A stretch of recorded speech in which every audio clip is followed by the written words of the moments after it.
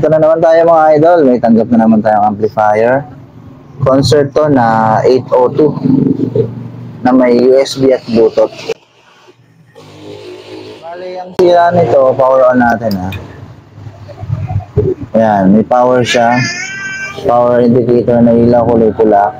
Pero walang ilaw yung dito niya. Yung display niya dito na USB. Pag check ko dito sa board niya dito, sa may Bluetooth niya, walang 5 volts.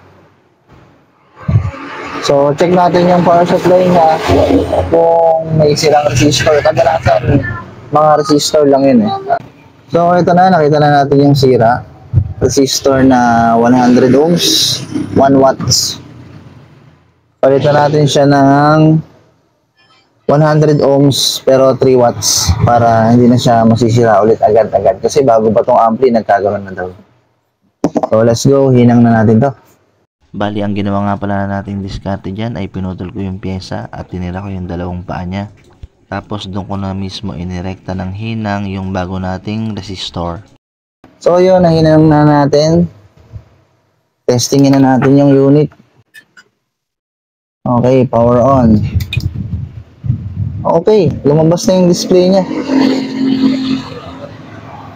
So, ganun lang siya ka-basic mga idol. Okay na siya. Thank you for watching.